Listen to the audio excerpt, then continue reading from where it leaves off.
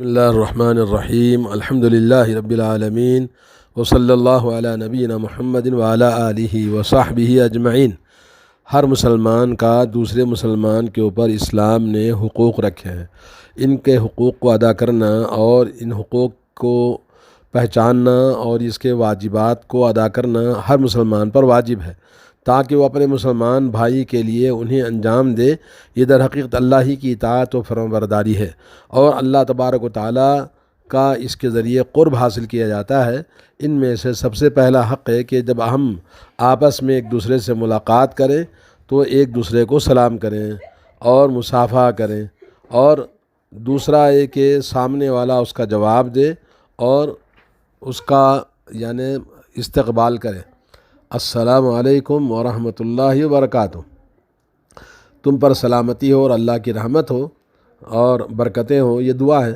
اور جوابی الفاظ وعلیکم السلام ورحمۃ اللہ وبرکاتہ، اور تم پر بھی اللہ کی سلامتی اور اللہ کی رحمت اور برکتیں نازل ہو، ایک دوسرے کو دعائیہ کلمہ۔ قرآن کریم میں بہت سارے مقامات پہ اس سلام کی فضیلت آئی ہے، اور اللہ رب العالمین نے فرمایا وَإِذَا حُيِّيتُم بِتَحِيَّةٍ فَحَيُّوا بِأَحْسَنَ مِنْهَا أَوْ رُدُّوهَا۔ سورہ نساء آیت نمبر 86۔ جب تمہیں سلام کہا جائے تو اس سے بہتر جواب دو یا اس کو لوٹا دو جیسے اس نے کیا ہے۔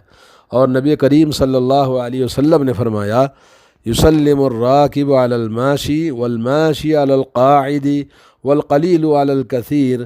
صحیح بخاری صحیح مسلم میں حدیث ہے کہ سوار پیدل چلنے والے کو سلام کہے اور چلنے والا بیٹھنے والے کو سلام کہے، اور کم تعداد والے بڑی جماعت کو سلام کہیں۔ تو یہ سلام کے آداب ہیں کہ چھوٹا بڑے کو کرے اور چلنے والا کو سواری والا کرے۔ اس طرح سے نبی علیہ الصلوۃ والسلام نے ہمیں آداب سکھائے۔ اور اللہ کے نبی صلی اللہ علیہ وسلم فرماتے ہیں ان الملائکۃ تعجب من المسلم یمر علی المسلم ولا یسلم علیہ۔ فرشتے اس مسلمان پر تعجب کرتے ہیں جو مسلمان کے پاس سے گزرے مگر اسے سلام نہ کرے۔ اور یہ بہت بڑی بات ہے۔ آج کل ہم جیسے دیکھتے ہیں کہ لوگ سلام اسی کو کرتے ہیں جس کو پہچانتے ہیں، اور کبھی الٹا ہوتا ہے کہ سلام کرتے ہیں تو بار بار پوچھتا ہے بھئی آپ سلام کیوں بار بار کر رہے ہو، کچھ چاہتے ہو کیا؟ تو اس طرح سے بھی لوگوں غلط فہمی ہو جاتی ہے۔ اور اللہ کے نبی صلی اللہ علیہ وسلم کا ارشاد ہے وَتَقْرَأُ السَّلَامَ عَلَى مَنْ عَرَفْتَ وَمَنْ لَمْ تَعْرِفْ۔ صحیح بخاری صحیح مسلم میں حدیث ہے کہ تم سلام کیا کرو پہچاننے والے کو اور نہ پہچاننے والے کو، سب کو سلام کرنا چاہیے۔ اور اسی طرح سے اللہ کے نبی صلی اللہ علیہ وسلم نے فرمایا مَا مِن مُسْلِمَيْنِ يَلْتَقِيَانِ فَيُصَافِحَانِ إِلَّا غُفِرَ لَهُمَا قَبْلَ أَن يَتَفَرَّقَا۔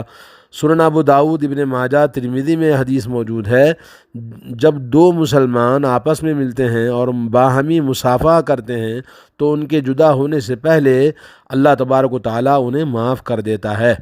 اور اسی طرح سے آپ نے فرمایا من بدأ بالکلام قبل السلام فلا تجیبوہ حتی یبدأ بالسلام۔ کہا کہ رواہ طبرانی اور ابو نعیم نے روایت کیا جو شخص سلام سے پہلے کلام شروع کر دے، بات چیت شروع کر دے، اس کا جواب نہ دو یہاں تک کہ وہ سلام کے ساتھ ابتدا نہ کرے۔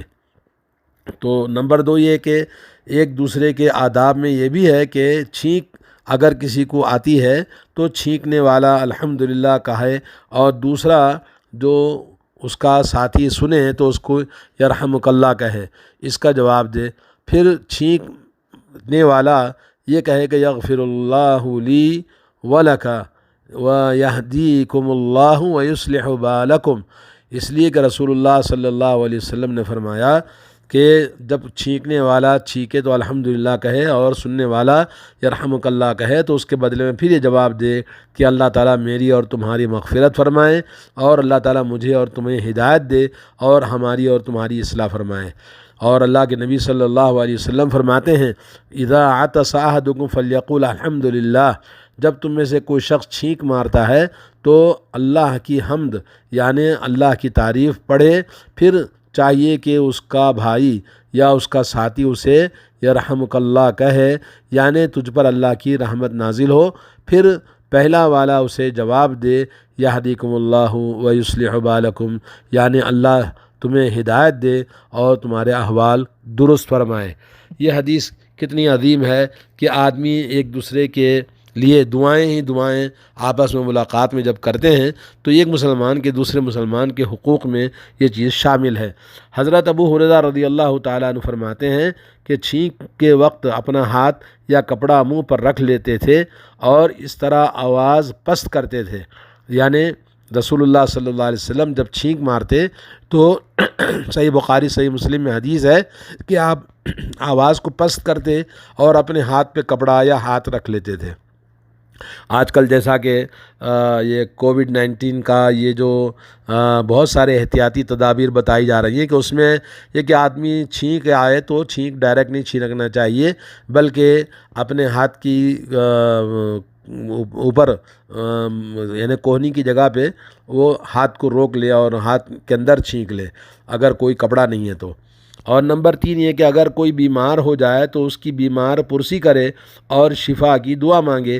رسول اللہ صلی اللہ علیہ وسلم نے فرمایا، حق المسلم علی المسلم خمس، ایک مسلمان کا دوسرے مسلمان کے اوپر 5 حقوق ہیں: رد السلام، سلام کا جواب دینا، عیادت المریض، اور بیمار ہو تو اس کی عیادت کرنا، و اتباع الجنائز، اور جنازے میں شرکت کرنا، و اجابت الدعوتی، اور نمبر 4 ہے جب وہ کسی چیز کے لیے دعوت دے تو اس کی دعوت کو لبیک کہنا، اور نمبر 5 ہے وہ تشمیت العاطس، اور 5ویں چیز ہے چھینکنے پر الحمدللہ کہنا۔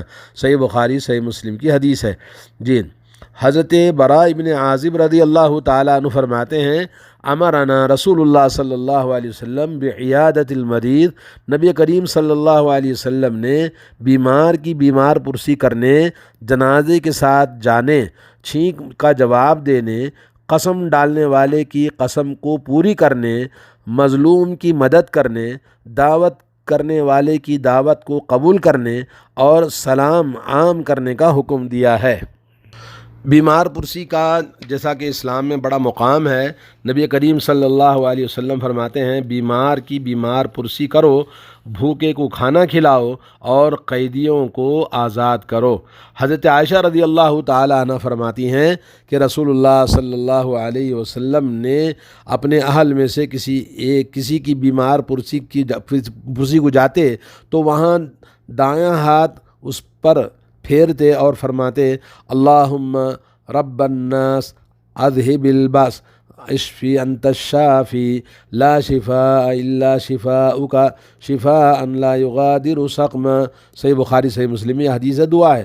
اور اسی طرح سے نمبر 4 یہ ہے کہ مر جائے تو اس کے جنازے میں شرکت کرنا، جیسا کہ اللہ کے نبی صلی اللہ علیہ وسلم کی حدیث ہے کہ 5 حقوق ایک مسلمان کے دوسرے مسلمان پر بنتے ہیں، ان میں سے سلام کا جواب دینا، بیمار کی بیمار پرسی کرنا، جنازے کے ساتھ شریک ہونا، دعوت قبول کرنا اور چھینک کا جواب دینا۔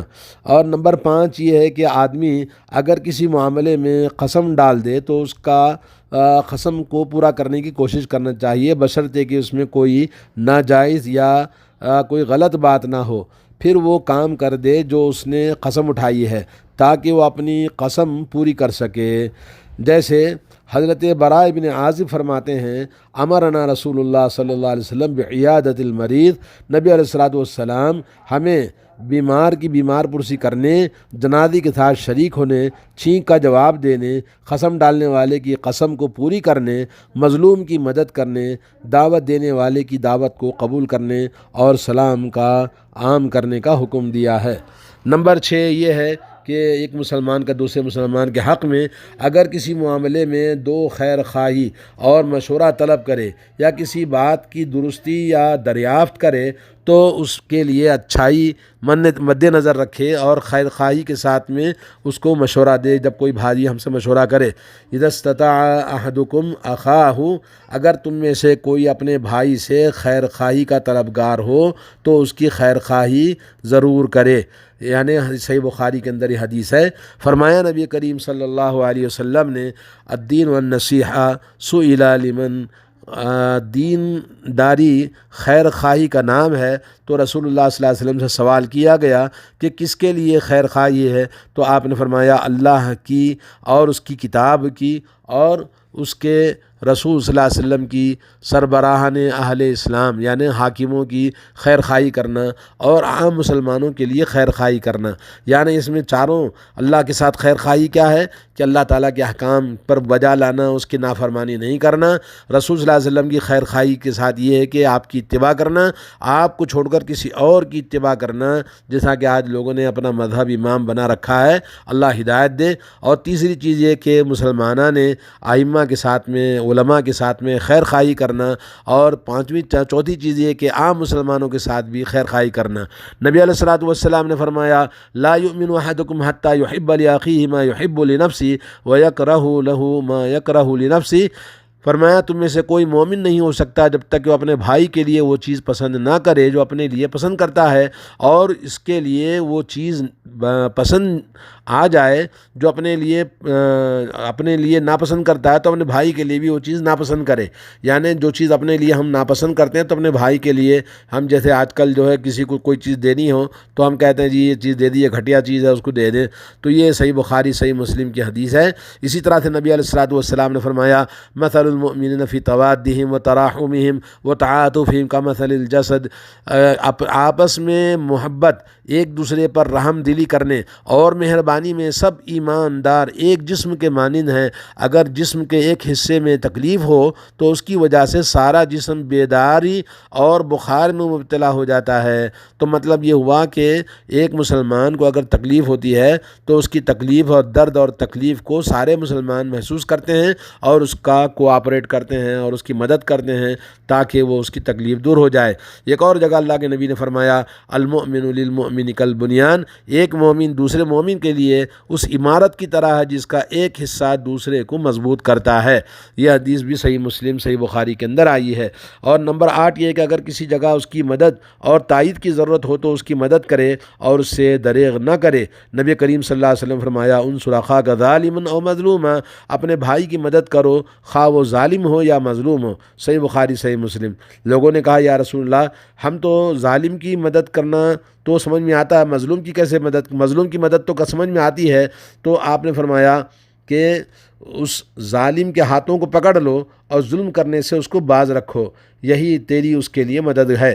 یعنی جو آدمی کسی کے ساتھ ظلم کرتا ہے تو اس کو نصیحت کریں، خیر خواہی کریں۔ اور اسی طرح سے اللہ کے نبی نے فرمایا المسلم اخو المسلم لا یظلمہ ولا یخذلہ، ایک مسلمان دوسرے مسلمان کا بھائی ہے، نہ اس پر ظلم کرے، نہ اس کو رسوا کرے، نہ اسے حقیر جانے۔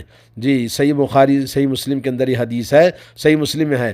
جی فرمایا ما من امرئ مسلم ینصر مسلما فی موضع کہ فرمایا کہ کوئی مسلمان اپنے کسی مسلمان بھائی کی ایسے موقع پر دوسرے مسلمان کی مدد کرے جہاں اس کی عزت پامال اور حرمت حلال گردانی جا رہی ہو، اللہ سبحانہ وتعالیٰ ایسے موقع پر اس شخص کی مدد کرے گا جہاں وہ اپنے نصرت پسند کرے گا، جہاں اسے اپنے نصرت پسند کرے گا۔ یعنی جو انسان کسی ایسی جگہ پر ایسے مسلمان بھائی کو رسوا اور بے یار و مددگار چھوڑ دینا ہے جہاں اس کی عزت پامال کی جا رہی ہو، تو اللہ سبحانہ وتعالیٰ بھی اس کو ایسے موقع پر بے یار و مددگار چھوڑ دے گا جہاں اپنے مدد پسند کرے گا۔ یعنی کوئی مسلمان کسی مسلمان مصیبت میں پھنس گیا ہے تو جیسے آج کل غیر مسلم بہت سارے اپنے مسلمانوں کی بے عزتی کرتے ہیں، تو ایسی صورت میں ہم دیکھتے ہیں کہ مسلمان اپنے مسلمان بھائی کے ساتھ جو ظلم زیادتی ہو رہی ہے اس کو تماشائی بن کر دیکھتے ہیں، اس کی مدد نہیں کرتے، اس کی مدد کے لیے کود نہیں پڑتے، یہ بہت بڑا المیہ ہے۔ جی تو ہمیں چاہیے کہ ہم فوراً اپنے مسلمان بھائی کے لیے مدد کے لیے کود پڑیں۔ اور اللہ کے نبی صلی اللہ علیہ وسلم نے فرمایا من رد عن عرض اخیہ رد اللہ عن وجہہ النار، جو شخص اپنے بھائی کی عزت و آبرو کا دفاع کرتا ہے تو اللہ تعالیٰ قیامت کے دن اس کے چہرے سے جہنم کی آگ کو ہٹا دیتا ہے۔ نمبر 9 یہ ہے کہ کوئی مسلمان اپنے بھائی کی برائی اور تکلیف نہ پہنچائے۔ رسول اللہ صلی اللہ علیہ وسلم کا ارشاد ہے کل المسلم علی المسلم حرام، ہر مسلمان دوسرے مسلمان پر حرام ہے، خون، اس کا مال اور اس کی عزت و آبرو اور اس کی تمام چیزیں، ایک دوسرے کا حفاظت کرنا، ان کی مدد کرنا، اور کسی مسلمان کا خون، کسی مسلمان کی عزت و آبرو، کسی کا مال کسی کے لیے حلال نہیں ہے۔ اور فرمایا لا یحل لمسلم فرمایا کسی مسلمان کے لیے حلال نہیں ہے کہ وہ دوسرے مسلمان کو خوف زدہ کرے۔ ایرویع مسلمن، یہ مسند احمد کی حدیث ابو داؤد میں بھی آئی ہے صحیح سند کے ساتھ میں، اور اسی طرح آپ نے فرمایا لا یحل لمسلم ان یشیر الی اخیہ بنظرۃ تؤذیہ، کسی مسلمان کے لیے حلال نہیں ہے کہ اپنے بھائی کو اپنی ایسی ایذا رسائی کی نظر سے دیکھے جو اس سے تکلیف ہو۔ یہ مسند احمد کے اندر حدیث ہے کہ جیسے ڈرانے کے لیے، اپنے آپ کو بڑا بتانے کے لیے اس طرح سے ایک دوسرے کے ساتھ جو کرتے ہیں وہ غلط ہے۔ اور اسی طرح سے نبی علیہ الصلوۃ والسلام نے فرمایا ان اللہ یکرہ اذی المؤمنین، اللہ تبارک و تعالیٰ ناپسند کرتا ہے مومنوں کو تکلیف پہنچانا۔ نمبر 10 یہ ہے کہ کوئی اس کے لیے عاجزی اور تکبر اور غرور سے احتراز کرے اپنے بھائی کے ساتھ میں سلوک کرنے میں۔ اللہ کے نبی اللہ تعالیٰ کا ارشاد ہے وَلَا تُصَعِّرْ خَدَّكَ لِلنَّاسِ وَلَا تَمْشِ فِي الْأَرْضِ مَرَحًا، اور آزراہ تکبر، لوگوں سے اپنے گال نہ پھلانا اور زمین پر اترا کر نہ چلنا۔ اللہ تعالیٰ نے سورہ لقمان میں حضرت لقمان نے نصیحت فرمائی کہ زمین پر تکبر اور گھمنڈ کے ساتھ نہ چلنا۔ اللہ تعالیٰ اترانے والے کو خود پسندی کو پسند نہیں کرتا ہے۔ اور فرمان نبوی ہے ان اللہ اوحی الی ان تواضعوا، اللہ تعالیٰ سبحانہ نے میرے طرف وحی کی ہے کہ تواضع، ایک دوسرے کے ساتھ خاکساری انکساری اختیاری کرو اور کوئی کسی پر فخر نہ کرے۔ یہ 10 حقوق ہیں، اور بھی ایک مسلمان کے دوسرے مسلمان پر حقوق ہیں، انشاءاللہ باقی کل مکمل کریں گے انشاءاللہ۔ السلام علیکم ورحمۃ اللہ وبرکاتہ۔